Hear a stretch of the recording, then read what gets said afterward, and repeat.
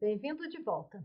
Na aula anterior, nós encerramos nesta página aqui falando que a individuação é mais fácil a gente falar do que fazer. Realmente, gente, muito mais fácil falar sobre individuação do que passar por ela. Mas é interessante você saber o processo que você está nele, para que você possa vir a ter uma maturidade psicológica e espiritual. Então, o primeiro passo para a individuação, para esse processo, é justamente quando eu falo para vocês que eu parei de olhar para as pessoas lá fora, parei de olhar para o mundo, para os políticos e o que estava acontecendo ao meu redor e comecei a olhar para dentro. Então, de acordo com Jung, devemos focar a nossa atenção para dentro de nós. E desta forma, da forma mais objetiva possível, acessar nossa vida e estado mental e de caráter. Vou ler de novo. Devemos focar a nossa atenção para dentro de nós mesmos e da forma mais objetiva possível acessar nossa vida e estado mental e de caráter. Em outras palavras, ficar nu diante de você mesmo, despir de você mesmo e confrontar tudo que está aí dentro. Em outras palavras, é você não se esconder mais de você. O Jung escreve: sabedoria começa a fluir quando aceitamos as coisas como elas são, e é uma atitude de cura isso. Quando você consegue aceitar os fatos como eles são. Somente assim você vai florescer, você vai desabrochar enquanto ser humano, enquanto filho de Deus. O que o Jung está dizendo aqui? Que quando você para de brigar com as coisas ao seu redor e começa a olhar para dentro, você começa a aceitar os fatos. Eu vou dar o meu exemplo aqui. Gente, eu estava desempregada porque eu brigava demais. Eu não tinha paciência, estupim curto, era grossa, era xingona, né, reclamona. Era uma excelente, sou uma excelente profissional, mas vivia brigando. Então, chegou um ponto que eu tive que aceitar os fatos como eles são. E qual foi o fato que eu aceitei? Que eu era desajustada, que eu estava para lá de desajustada, que nem eu estava me aguentando, quanto mais as pessoas ao meu redor. Outros fatos que eu comecei a aceitar foi que o que deu, até aquela idade, o que não deu, não ia dar mais. Gente, para que ficar dando murro em ponta de faca?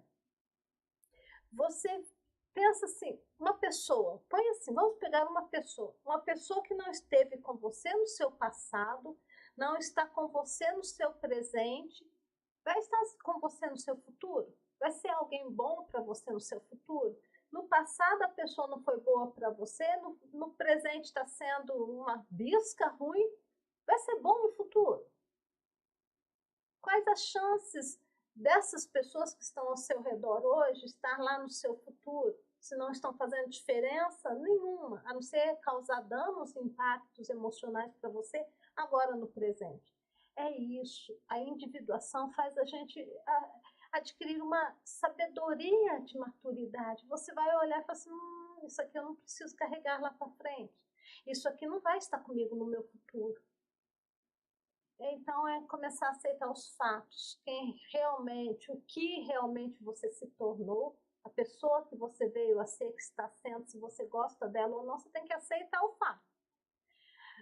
Outra coisa que é importante aceitar, se você está num casamento ou num relacionamento ruim, abusivo, ou onde traição está acontecendo, você tem que aceitar o fato. A culpa não é da amante, a culpa não é do outro, não é do outro, não é do outro. Que fato que você precisa agora aceitar para você conciliar o seu passado, dar um jeito aqui no seu presente para você viver um futuro melhor. Quais são as coisas que estão aí à mão para você começar a aceitar os fatos como eles são, parar de pôr culpa nas coisas ao redor e aceitar os fatos como são. Quero dar um exemplo aqui. Eu tinha uma amiga, tinha não, ela está viva, não morreu. Uma pessoa não mora mais na minha cidade. Essa pessoa, ela é pastora, o marido pastor, e o marido já estava no segundo envolvimento, ou no terceiro envolvimento com ovelha, com mulher, né, moça da igreja.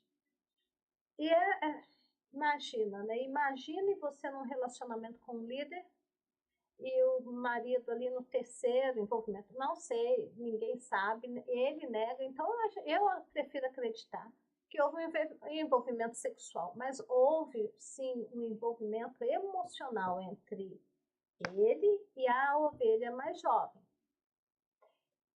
E a irmã veio para aconselhamento, ficou aqui comigo um tempo, e começou a falar mal da menina. A menina tinha 18 anos. A filha desse casal, gente, tinha 23.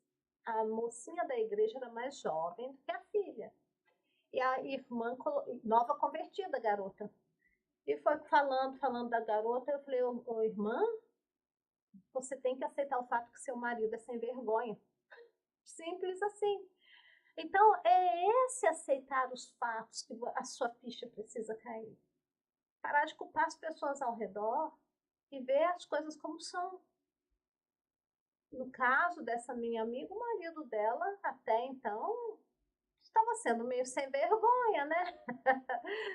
Mas é muito mais fácil a pessoa negar o fato para continuar na situação ruim que está. Isso não é maturidade espiritual, isso é tirania. Então você começa aceitando os fatos ao seu redor, mas não culpando os outros, mas vendo as coisas como elas são. E agora volta de novo para você. Uma aceitação radical de quem você realmente é, isso aqui é o Jung falando, tá? Se faz necessária para individuar. Isso implica em identificar e aceitar os teus traços de caráter e fraquezas, mas também os teus talentos e pontos fortes. É você olhar para você de forma... É como se você desse um passo fora de você e começasse a observar você. Quais são os seus pontos fortes, quais são as suas fortalezas, mas quais são também o seu lado diabinho? Quais são os seus problemas de caráter que você até agora não quis confrontar? Então, isso requer aceitação de fracassos e erros do passado e uma visão clara e objetiva da sua situação atual. Não mascara aonde você está exatamente agora, enquanto pessoa. Reconhecendo que você não pode ir além do lugar que você se encontra agora. Quer dizer, se você não reconhecer o lugar que você está agora, você não vai conseguir dar passos para uma mudança, uma transformação ou uma metamorfose lá na frente. Então, é importante reconhecer que existe um grande potencial dentro de você e a possibilidade para o teu desenvolvimento enquanto pessoa são ilimitados. Por quê? Porque você é espírito. Tudo isso que agora você parou para observar é o que você vai observar a nível de alma. O Jung escreve, uma vez que o desenvolvimento da personalidade vem do inconsciente, o qual é por definição ilimitado, a extensão da personalidade, que aos poucos vai se percebendo, não pode na prática ser limitada. Epa, Silvana, não entendi nada. A nossa personalidade, que a gente projeta, o eu que nós projetamos aqui fora na sociedade, para as pessoas, é como se fosse, de novo, um data show projetando o que está no nosso inconsciente para a sociedade. É como se as pessoas estivessem vendo o conteúdo do seu inconsciente, assistindo um filminho da sua vida, mas como se elas fossem personagens de um sonho, assistindo dentro de um sonho o envolvimento de eus. Então as pessoas olham para você, o que realmente elas estão vendo é uma projeção do que está no seu inconsciente. E o que é esse inconsciente? É a ala do espírito. Então, se o nosso espírito, por definição, ele é ilimitado, o que acontece no mundo espiritual da nossa segunda mente, que é a mente da carne, e da nossa terceira mente, que é a mente do espírito, se o nosso espírito é ilimitado, a nossa personalidade, que você começa a observar na quarta dimensão, não pode ser limitada. A personalidade nossa, enquanto espírito, a nossa essência, não é limitada.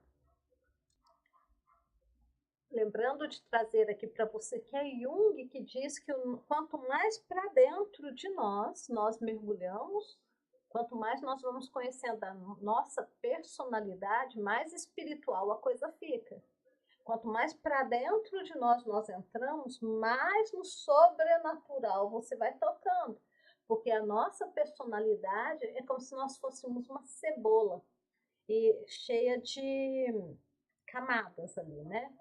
Então, quanto mais você começa a entrar de volta para o cerne, para a sua essência de ser, mais e mais você vai estar tocando no mundo espiritual. Por isso, quando eu entrei no processo de individuação e passei por ele, hoje eu vejo os meus protetores de ego e os teus.